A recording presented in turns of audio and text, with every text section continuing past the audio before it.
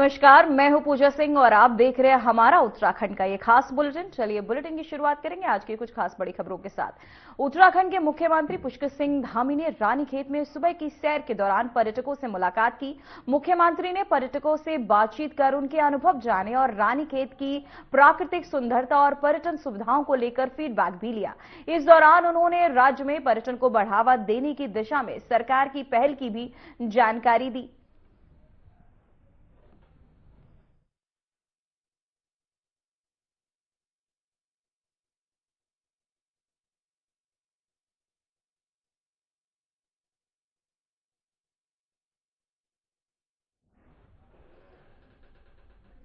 तो वहीं अल्मोड़ा में जन जन की सरकार जन जन के द्वार अभियान के तहत प्रशासन गांव की ओर बहुउद्देश्य शिविर का आयोजन किया गया। शिविर में विभिन्न विभागों के अधिकारी मौजूद रहे और ग्रामीणों की समस्याएं सुनी गई। मौके पर ही कई शिकायतों का निस्तारण किया गया, जबकि अन्य मामलों में संबंधित विभागों को त्वरित कार्यवाही के निर्देश दिए गए। शिविर का उद्देश्य सरकारी योजनाओं और सेवाओं को सीधे जनता तक पहुंचाना रहा। आज इस बात का संतोष है कि मैं ये श्री प्रमोद नैनवाल जी जब यहाँ से भारतीय जनता पार्टी के प्रत्याशी के रूप में 2022 के चुनाव में जब खड़े हुए थे, तब मैंने आपके सामने वचन दिया था कि हमारी नई सरकार बनेगी तो हम प्रदेश के अंदर रहने वाले, चाहे किसी वर्ग का होगा, पंथ का होगा, किसी समुदाय का होगा, सबके लिए एक समान कानून लागू करेंगे। और हमने ये वचन निभाया है भाइयों बहनों। हमने प्रदेश के अंदर समान नागरिक संहिता का कानून लागू किया है और पूरे देश के लोगों ने, जब हमने यूसीसी का कानून लागू किया, पूरे देश के जो राष्ट्रवादी लोग थे उन्होंने हमारी सरकार के इस फैसले को, इस ऐतिहासिक निर्णय को खूब सराहने का काम किया। लेकिन कांग्रेस को हमारे इस समान नागरिक संहिता से भी तकलीफ है भाइयों बहनों। उन्हें लगता है कि एक विशेष समुदाय के अधिकार छीने जा रहे हैं। परंतु आप ही बताइए, क्या हम उत्तराखंड में महिलाओं का शोषण बर्दाश्त कर सकते हैं? क्या किसी सिर्फ धर्म के आधार पर कानून के साथ खिलवाड़ करने वालों को खुली छूट दे सकते हैं क्या? लेकिन कांग्रेस अपने वोट बैंक की राजनीति के चक्कर में इस सच्चाई का सामना नहीं करना चाहती। वही लैंड जिहाद, लव जिहाद और थूक जिहाद जैसे कट्टर मुल्लावादी कट्टर प्रवृत्तियों के खिलाफ भी हमने कठोर कार्रवाई सुनिश्चित की है। परंतु कांग्रेस के लोगों को हमारे द्वारा इन जिहादियों के खिलाफ की गई जो भी हम कार्रवाई कर रहे हैं, भाइयों बहनों, जब हम अतिक्रमण हटाते हैं, इस मुगलिया कट्टरवादी सोच को राज्य में नप नपने देने का संकल्प लेते हैं, तो हमारे कांग्रेस के मित्रों को बड़ी दिक्कत होती है भाइयों बहनों। क्योंकि इन्हीं लोगों ने राज्य में इन जिहादी मानसिकताओं वालों को पनपाने का काम किया है। कांग्रेस ने हमारी राज्य की डेमोग्राफी को खराब करने के लिए ऐसे ऐसे स्थानों पर विशेष समुदाय के लोगों को राज्य के अंदर बसाने का काम किया है, जहां उस समुदाय के लोगों का कोई नामो निशान इस राज्य के अंदर नहीं होता था भाइयों बहनों। ऐसे बहुत सारे स्थान हैं भाइयों बहनों। मुझे आज इस बात का संतोष है कि मैं ये श्री प्रमोद नैनवाल जी जब यहाँ से भारतीय जनता पार्टी के प्रत्याशी के रूप में 2022 के चुनाव में जब खड़े हुए थे, तब मैंने आपके सामने वचन दिया था कि हमारी नई सरकार बनेगी तो हम प्रदेश के अंदर रहने वाले, चाहे किसी वर्ग का होगा, पंथ का होगा, किसी समुदाय का होगा, सबके लिए एक समान कानून लागू करेंगे। और हमने ये वचन निभाया है भाइयों बहनों। हमने प्रदेश के अंदर समान नागरिक संहिता का कानून लागू किया है और पूरे देश के लोगों ने, जब हमने यूसीसी का कानून लागू किया, पूरे देश के जो राष्ट्रवादी लोग थे उन्होंने हमारी सरकार के इस फैसले को, इस ऐतिहासिक निर्णय को खूब सराहने का काम किया। लेकिन कांग्रेस को हमारे इस समान नागरिक संहिता से भी तकलीफ है भाइयों बहनों। उन्हें लगता है कि एक विशेष समुदाय के अधिकार छीने जा रहे हैं। परंतु आप ही बताइए, क्या हम उत्तराखंड में महिलाओं का शोषण बर्दाश्त कर सकते हैं क्या किसी सिर्फ धर्म के आधार पर कानून के साथ खिलवाड़ करने वालों को खुली छूट दे सकते हैं क्या?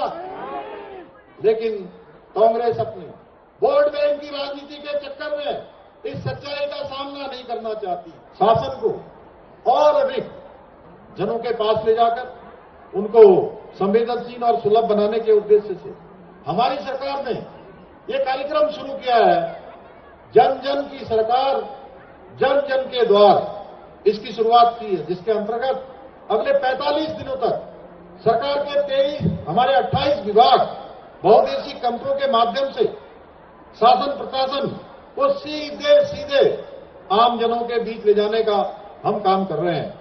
और इन शिविरों में यहां एक और केंद्र सरकार की, राज्य सरकार की जो विभिन्न रूप से संचालित होने वाली जन कल्याणकारी योजनाएं हैं, उनकी विस्तृत रूप से जानकारी दी जाएगी।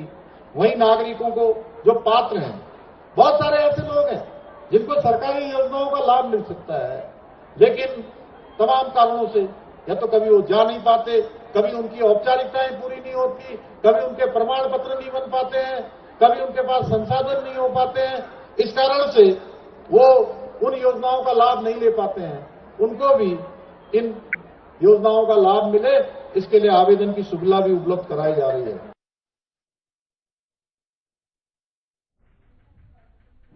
तो वहीं सांसद खेल महोत्सव के उद्घाटन अवसर पर मुख्यमंत्री पुष्कर सिंह धामी ने हेमवती नंदन बहुगुणा खेल स्टेडियम पहुंचे, जहां उन्होंने विधिवत कार्यक्रम का शुभारंभ किया। इस मौके पर खेल प्रेमियों और कार्यकर्ताओं ने मुख्यमंत्री का जोरदार स्वागत किया।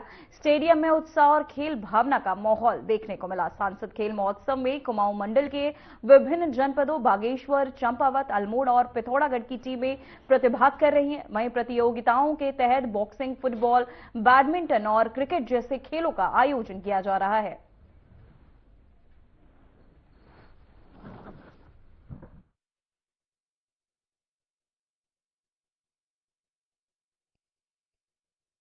मुख्यमंत्री जी की प्रेरणा से फिट युवा फॉर विकसित भारत की थीम पर आयोजित हो रहा ये सांसद खेल महोत्सव केवल एक सामान्य खेल प्रतियोगिता नहीं है, बल्कि देश में खेल संस्कृति को बढ़ावा देने का एक महाअभियान है, जिसका आज यहां पर शुभारंभ हुआ है।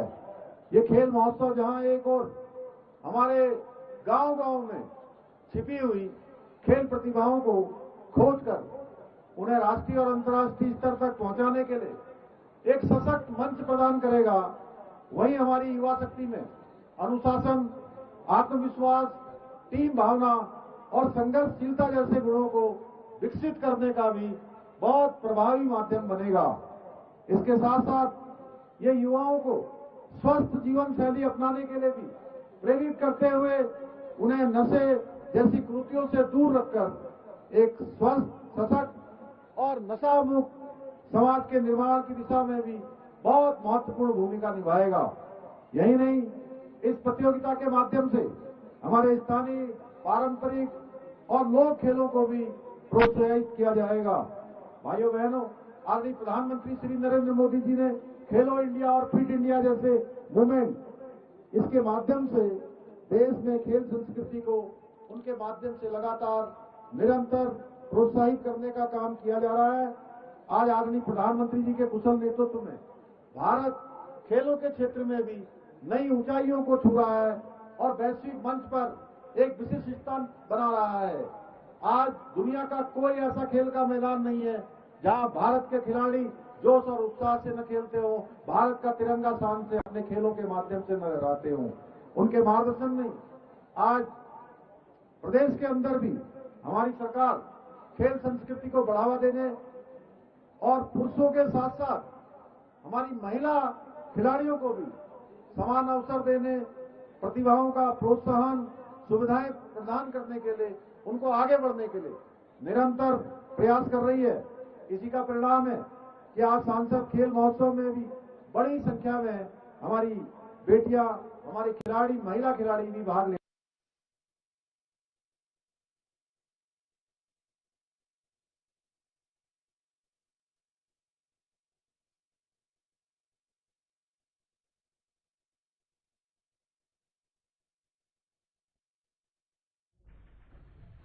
तो वहीं क्रिसमस और नववर्ष के मद्देनजर आम जन को सुरक्षित और गुणवत्तापूर्ण खाद्य सामग्री उपलब्ध कराने के लिए खाद्य संरक्षण एवं औषधि प्रशासन विभाग उत्तराखंड ने राज्यव्यापी विशेष परिवर्तन अभियान शुरू किया है। अभियान के तहत होटल, रेस्टोरेंट, बेकरी, डेयरी और स्ट्रीट फूड जोन में औचक निरीक्षण कर मिलावट और आपको बता दें खराब गुणवत्ता पर सख्त निगरानी रखी जाएगी।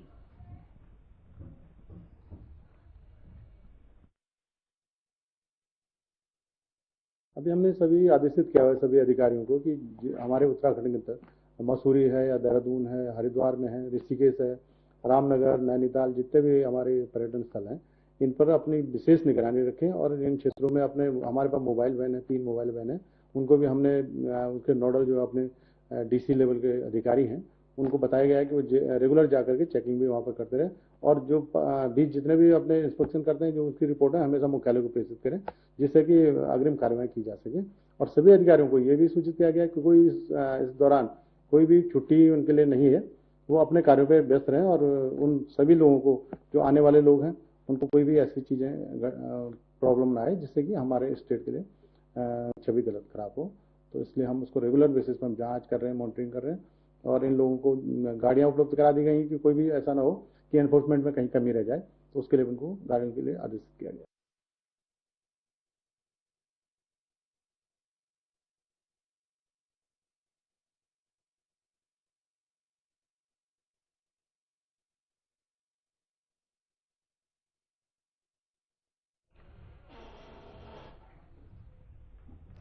तो वहीं काशीपुर में मौसम ने एक बार फिर करवट ली है। आज सुबह से ही पूरे क्षेत्र में घने कोहरे और सफेद चादर छाई रही, जिससे दृश्यता शून्य तक पहुंच गई। कल की चटक धूप के बाद आज कड़ाके की ठंड और शीतलहर ने लोगों की मुश्किलें बढ़ा दी हैं। अचानक बदलते मौसम के लिहाज से आपको बताते चले जनजीवन अस्त व्यस्त हो रहा है, जिसके चलते लोगों को असुविधाओं का सामना भी करना पड़ा। सड़कों पर वाहन रेंगते दिख रहे हैं। ठंड से बचने के लिए लोग अलाव का सहारा लेते दिखे। वहीं हाईवे से लेकर शहर और ग्रामीण इलाकों तक कोहरे का असर साफ नजर आ रहा है। मौसम विभाग ने के अनुसार आने वाले घंटों में ठंड और गहन बढ़ सकती है। तो बताते चले काशीपुर में मौसम डबल अटैक देखने को मिला। घने कोहरे से विजिबिलिटी जो है शून्य हो गई है। कड़ाके की ठंड से जनजीवन प्रभावित होता हुआ काशीपुर में मौसम का ये डबल अटैक, जहां घने कोहरे से विजिबिलिटी जो है शून्य होती नजर आ रही है। सड़कों पर रेंगते नजर आ रहे हैं वाहन।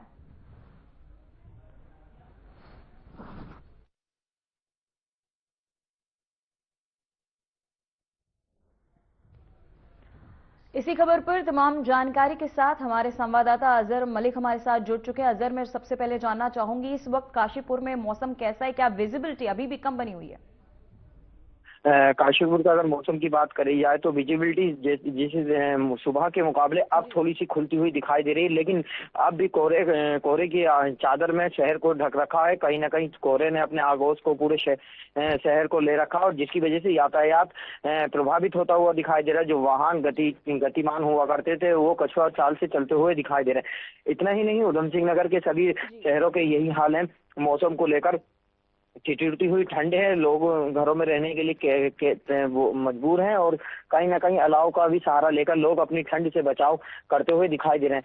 सड़कों पर बेजुबान जानवरों की हालत और भी ज्यादा खस्ता दिखाई दे रही है। इंसान तो अपनी जिंदगी को जैसे तैसे करके बचाव कर रहा है, लेकिन आवारा पशु जो है उनको लेकर ठंड का प्रकोप सबसे ज्यादा देखा जा रहा है। जी अजहर, मैं जानना चाहूंगी क्या प्रशासन ने ठंड को देखते हुए अलाव या अन्य राहत की व्यवस्था की है? जी बिल्कुल, मैं आपको बता दूंगा, जिस तरीके से लगातार मौसम ने करवट ली है तो प्रशासन नगर पालिका द्वारा लगातार प्रयास किए जा रहे हैं। नगर निगम द्वारा लगातार अलाव की व्यवस्था जगह जगह कर दी गई, सारे वार्डों में व्यवस्था कर दी गई है। राहगीर जहां बस स्टैंड या फिर राहगीर एकत्र होते हैं किसी सफर को लेकर, कहीं उनके एकत्र करने के स्थान है, वहां अलाव की व्यवस्था हो गई है ताकि वो ठंड से किसी तरीके से अपना सफर बसों का इंतजार कर रहे हैं या फिर किसी अन्य वाहन का इंतजार कर रहे हैं तो वो ठंड से बचकर वो कर सकते हैं। जी अजहर, मैं जानना चाहूँ क्या अगले कुछ दिनों तक कोहरा और गलन ऐसे ही बने रहने की संभावना है? जी बिल्कुल, मैं आपको बता दूं, मौसम विभाग के द्वारा जो बताया गया है, उनके द्वारा अनुमान लगाया गया है कि हमेशा अगले दिन भी अगले कुछ दिनों तक लगातार घना कोहरा रहेगा। लेकिन मौसम का है कि सिर्फ वो एक अनुमान है। अनुमान का हिसाब अगर कल की बात करी जाए तो कल भी घने कोहरे की मौसम विभाग द्वारा बात करी गई थी, लेकिन तेज धूप ने कहीं ना कहीं उनके अनुमान को गलत साबित कर दिया था और चिलचिलाती इस तेज धूप ने कहीं ना कहीं लोगों को बड़ी राहत दी थी कोहरे से। लेकिन आज फिर वही हाल हो गए हैं कोहरे की घनी चादर में। खाली ये उत्तराखंड के काशीपुर का हाल नहीं, अगर बात करी जाए तो उत्तराखंड के अलग जिलों की में देहरादून जैसे नैनीताल, हरिद्वार, नैनीताल, अल्मोड़ा, पिथौरागढ़, चमोली, रुद्रप्रयाग, बागेश्वर, चंपावत, पौड़ी, गढ़वाल, इन सब जगह पर अपने अपने मौसमों के अलग अलग हाल है। कहीं बर्फ की मार है तो कहीं ना कहीं ड्राई, जिसे कहते हैं सूखी ठंड, जो काफी खतरनाक मानी जाती है, वो ठंड के भी हालात उत्तराखंड में देखने को मिल रहे हैं। खासकर अल्मोड़ा में ड्राई कोल्ड का प्रकोप सबसे सुबह से ही पाला पड़ता हुआ दिखाई दे रहा। वहां सबसे ज्यादा ठंड का वो है। नैनीताल की अगर बात करी जाए, नैनीताल के ऊंचे इलाकों में कड़ाके की ठंड है और शाम में बादल छटने की भी संभावना जताई जा रही है। जी अजहर, आपका बहुत बहुत धन्यवाद तमाम जानकारी के लिए।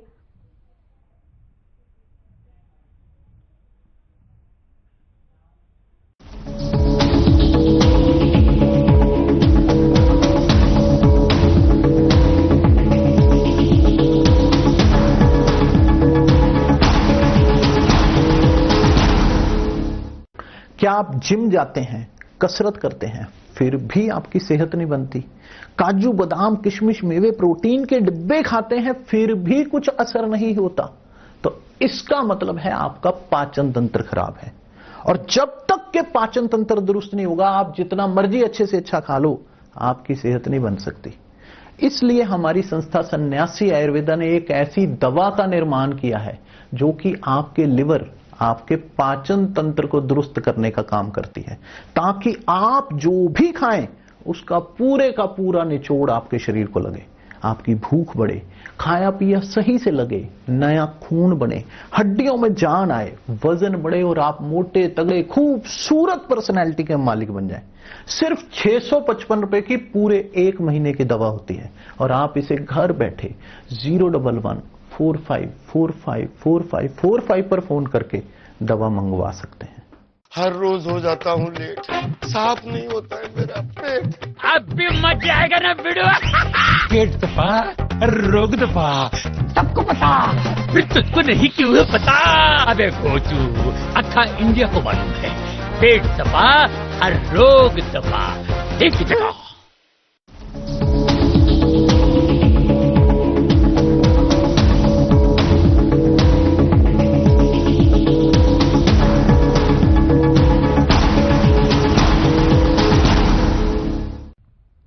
तो वहीं देहरादून में पुलिस ने शहर और देहात के सभी थाना क्षेत्रों में एक साथ सघन चेकिंग अभियान चलाया। सीमावर्ती चेक पोस्टों, आंतरिक मार्गों और भीड़भाड़ वाले इलाकों में अचानक जांच से हड़कंप मच गया। जनपद में प्रवेश करने वाले लोगों को और वाहनों के साथ बस स्टेशनों पर यात्रियों की कड़ी चेकिंग की गई। इस दौरान संदिग्ध व्यक्तियों से पूछताछ कर सत्यापन भी किया गया। वहीं यातायात नियमों का उल्लंघन करने वालों पर सख्त वैधानिक कार्यवाही कर सुरक्षा व्यवस्था को और मजबूत किया गया।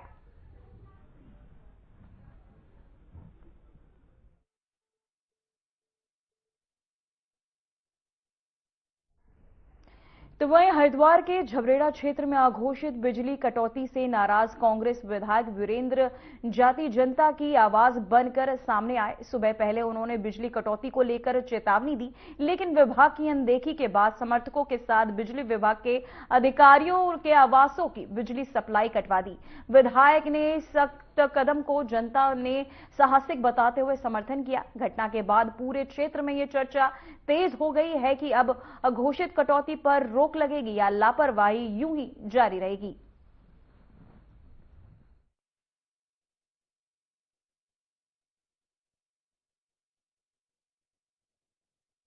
सुबह सुबह बिजली आप काट देते हो और उस बिजली काटने के परिप्रेक्ष्य में बच्चों को स्कूल जाना है, बच्चों को तैयारी करनी है, या लोगों को गर्म पानी चाहिए, या लोगों को सुबह की सुविधाएं चाहिए। हमने कहा था कि भाई आप अगर चलो भाई बिजली की कोई किल्लत है, हम भी समझते हैं, तो आप बिजली दोपहर में थोड़ी बहुत देर के लिए काट लीजिए। लेकिन डिपार्टमेंट ने 2-3 दिन 4 दिन के लिए तो बिजली हमारे कहने से ठीक की, उसके बाद फिर स्थिति जस की तस कर दी। और कल तो हमारे क्षेत्र में, मैं खाली झबरेड़ा की बात नहीं करूंगा, कल हमारे क्षेत्र में लगभग 12 घंटे बिजली गायब रही। और रोज का सुबह सुबह का ये हाल है कि रोज सुबह सुबह लाइट गायब हो जाती है। तो हमने एसपी साहब को उसी दिन चेतावनी दी थी कि अगर आपने इसमें सुधार नहीं किए, बिजली डिपार्टमेंट को पूरे को चेतावनी दी थी, तो मुझे मजबूरन आकर के आपके घरों के तार काटने पड़ेंगे, ताकि आप महसूस कर सको कि जब सुबह सुबह घर में लाइट नहीं होती है तो क्या स्थिति व्यक्ति की होती है। आपके भी बच्चों को स्कूल जाना है, मैं माफी चाहते हुए कहता हूं भाई उनके परिवारजनों से, मैं उनसे सॉरी बोलता हूं, उनके जो अधिकारी, उनके परिवारजनों से, अधिकारियों को नहीं भाई। उनके बच्चों को थोड़ी सी आज असुविधा होगी, लेकिन वो भी थोड़ा सा महसूस करेंगे आम आदमी का दर्द। ये खाली जो हमने तार काटे हैं, एससी साहब काटे हैं, अभी विनोद कुमार पांडे जी के आवास के सामने में इनके घर के हमने तार काटे हैं, एक्शन साहब के हमने इसलिए काटे हैं ताकि ये भी समझ सके, आम आदमी का दर्द समझ सके कि जब सुबह सुबह घर में बिजली नहीं होती है तो कितनी परेशानियों का आम आदमी को सामना करना पड़ता है। इसी को सिखाने के लिए, इसी चीज को बताने के लिए हमने आज इन अधिकारियों के, कई अधिकारियों के हमने आज ऐसी ऑफिस और कई अधिकारियों के हमने तार काट दिए ताकि वो आम जनता का दर्द महसूस कर सके।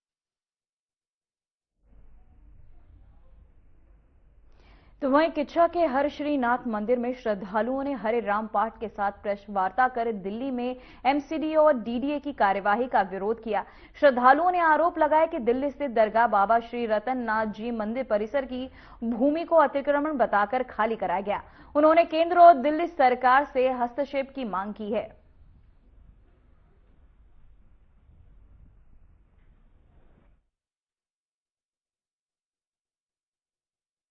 आप लोगों को बुलाने का मेन कारण यह है कि हमारे गुरु महाराज जी के स्थान दिल्ली में बीते 29/11 को दिन शनिवार का था और वहां पर डीडीए द्वारा और एमसीडी द्वारा एक बुलडोजर कार्रवाई करी गई। गुरु महाराज जी के स्थान के दोनों साइड में खाली जगह थी, जहां पर बड़े जब प्रोग्राम होते थे, आयोजन होते थे, तो एक तरफ लंगर का प्रोग्राम होता था और एक तरफ तुलसी वाटिका, एक बहुत अच्छी तुलसी वाटिका थी, वहां पर बहुत अच्छे अच्छे पुष्प लगे हुए हैं। उन्हीं पुष्पों से हमारे वहां भगवान जी का श्रृंगार होता था, वो डीडीए द्वारा तोड़ दिया गया। हम उस पे बहुत ज्यादा रोष व्याप्त करते हैं। आप लोगों को बुलाने का सिर्फ मेन कारण ये है।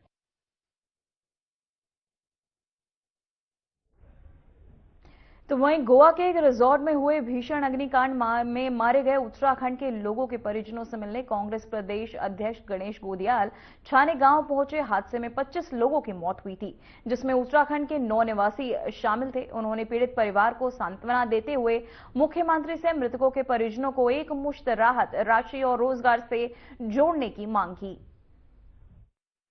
गोवा के एक रिजॉर्ट में हुए अग्निकांड में 25 लोगों की जानें गई, उसमें से 9 लोग उत्तराखंड से थे।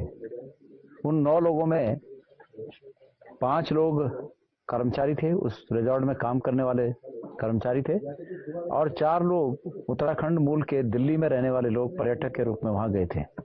उसमें से एक बालक जिसका नाम सुमित नेगी और विकासखंड पावो के छानी गांव का रहने वाला था, वो भी शामिल था। और मैं आज उस बालक के गांव में आ रखा हूं। मेरे बगल में ये उसके पिताजी बैठे हुए हैं, श्री गजेंद्र सिंह जी, और एक ही बेटा था और वो बेटा दुर्भाग्य से काल कलवित हो गया। लेकिन मैं उत्तराखंड सरकार से, खास करके माननीय मुख्यमंत्री पुष्कर सिंह धामी से एक निवेदन करना चाहता हूं। कोई राजनीति की बात नहीं है। इस उम्र में, 29 साल की उम्र में जो बालक हम सब से विदा हो गया, और अन्य भी हमारे जो उत्तराखंड के साथी हैं, बहुत कम उम्र के हैं, जो काम करने वहां गए थे, और वो हमसे सब उनका जीवन समाप्त हो चुका। उनके घरों में, उन तमाम लोगों के घरों में, जैसे मैं यहाँ पर सुमित के घर में देख रहा हूँ, उसके वृद्ध पिता के आंखों में आंसू देख रहा हूँ, उसकी माता का विलाप देख रहा हूँ, पत्नी का विलाप देख रहा हूँ। तो ऐसे पूरे सभी घरों के चिराग बुझे हैं, उन सब घरों का भी यही हाल होगा। तो वहीं रुड़की के मोहल्ला शोध से वर्ल्ड बैंक कॉलोनी रोड को लेकर चला आ रहा वर्षों पुराना विवाद प्रशासन की दखल से सुलझता नजर आ रहा है। सड़क चौड़ीकरण को लेकर बने तनाव के बीच तहसीलदार विकास अस्थाई ने नेतृत्व में प्रशासनिक टीम मौके पर पहुंची और पैमाइश कर चुना मार्किंग की गई। और वहीं प्रशासन की इस कार्यवाही से स्थानीय लोगों में संतोष देखा गया और विवाद शांत होता नजर आया। अधिकारियों ने भरोसा दिलाया कि सड़क चौड़ीकरण का कार्य निष्पक्ष तरीके से किया जाएगा, जिससे क्षेत्रवासियों को जल्द ही राहत मिलने की उम्मीद है।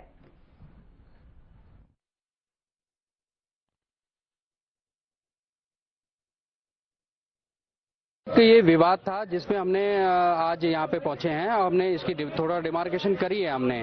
तो जितना यहाँ पे रोड बनाने के लिए फिजिबल है तो उतनी हम यहाँ पे चूना मार्किंग कर रहे हैं, उस पर रोड बनाएंगे और वो दीवार जो है वो उतना पीछे खिसक जाएगी। 4 साल हो गए हमें, 4 साल से हम संघर्ष कर रहे थे कि किसी तरह से ये सड़क चौड़ी हो जाए। हमारे यहाँ लगभग 20-25 हजार की आबादी और बच्चे बुजुर्ग सभी परेशान थे, लेकिन आज शुक्र है ऊपर वाले का, और मैं डीएम साहब का और क्या नाम है एसडीएम साहब का, तहसीलदार साहब का, इन सभी का बहुत शुक्रगुजार है। और इसमें जो है मान लो हमें सभी ने सपोर्ट करी, हमें विधायक जी ने भी बहुत सपोर्ट करी इसमें हमें, और भाई उन्हीं का आभार भी।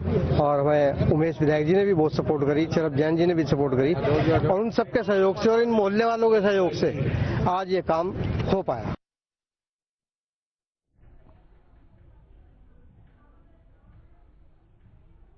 फिलहाल उत्तराखंड की खबरों में इतना ही। मुझे दीजिए इजाजत। नमस्कार।